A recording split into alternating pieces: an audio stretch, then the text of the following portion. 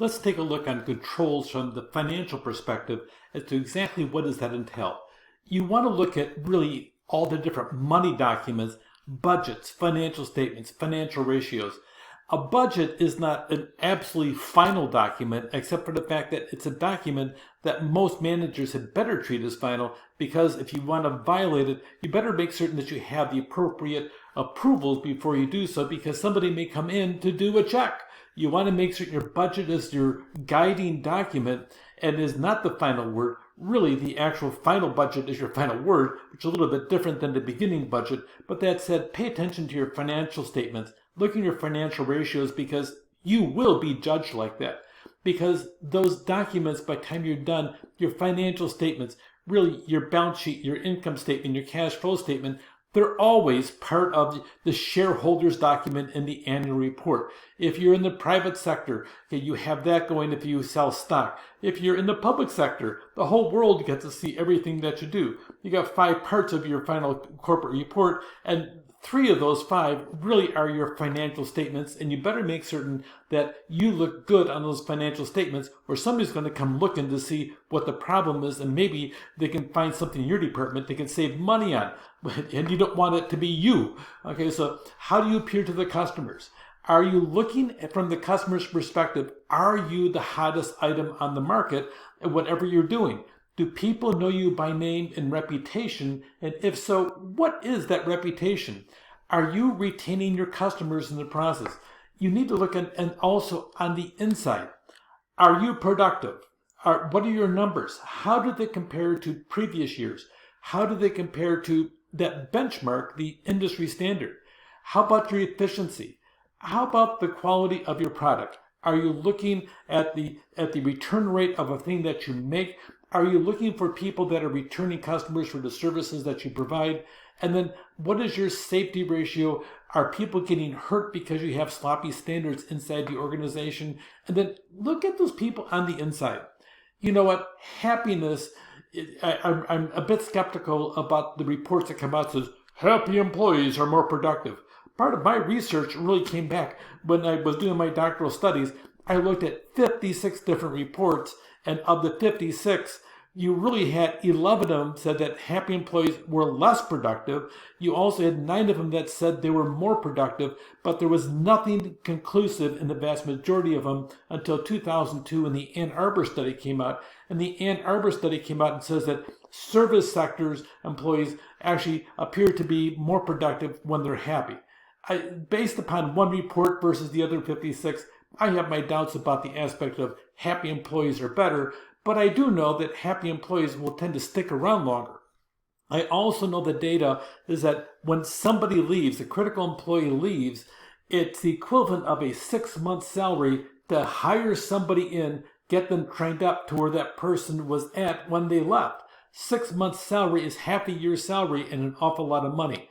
So happiness doesn't necessarily improve productivity, but happiness does get them to stick around a little bit longer than having constant turnover rates. So how are the attitudes? Are you getting people that are content with their work thing? Are they motivated to complete the work? What are the resource capabilities? Have you talked to them? Are they getting all the tools they need to be successful? Are they getting the materials they need to be successful?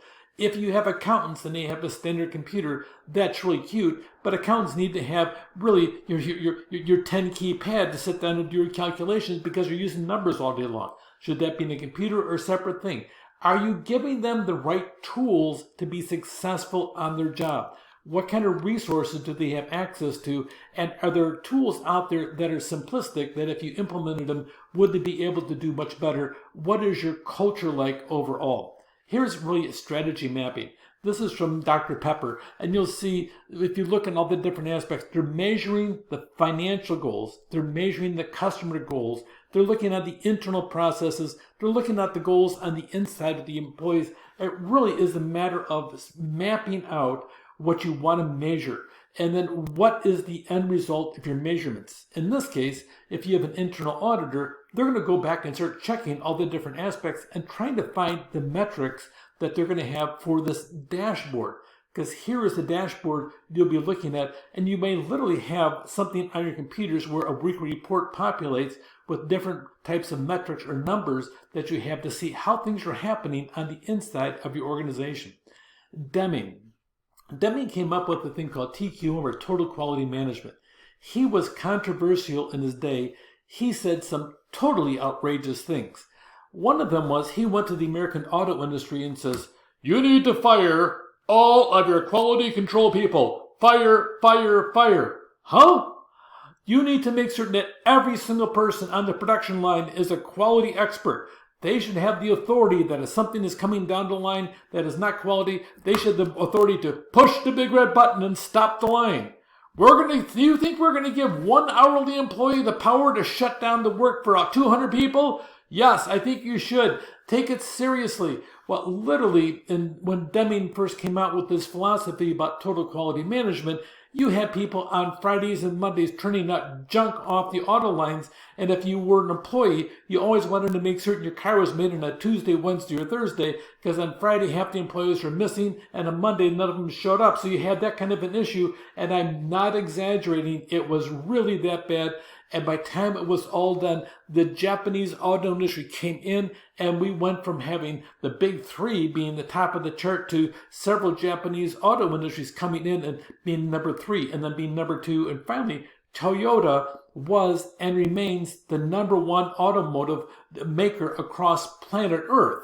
We'll see what happens in the years to come, because we have a couple American upstarts like Tesla and so on that are out there, and they plan on sitting there dominating the market themselves.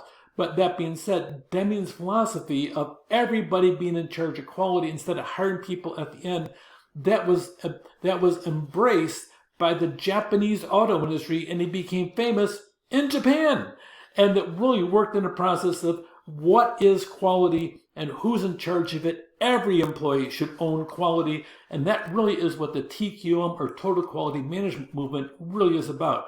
It's want to be first quality, best quality. You be your own benchmark within the industry about quality. Every employee is responsible. Quality should be aimed at what is the end result with the consumer for a physical product or a service product, and then aim at improving the system, not just once in a while, but on a regular basis. How can you improve service to that person and lead them with a good quality feeling about the service that you provide? He really implemented this whole aspect of plan, do, check, act. Plan, do, check, act. Plan, do, check, act. It's kind of a mantra. Plan, do, check, act. If you get that burned into your brain in the process, it becomes a natural instinct. Plan? Now I need to do what I planned. And as I'm doing it, I need to check to see, is what I'm doing, is it matching the plan that was up over here? Plan, do, okay, I'm checking it. Okay, act, and then and have a continuous flow back of the plan, do, check, act aspect of it. Everybody owns quality. That is the most critical part of all financial perspectives. When everybody starts owning it, you're going to have your key financial statements reflect that in the bottom line. Remember, plan, do, check, act. PDCA. Plan, do, check, act, because everybody should own quality in your organization. Whether you're a manufacturer or a service provider, everybody should be part of total quality management to make certain your bottom line is strong, not just today, but also tomorrow. Take care.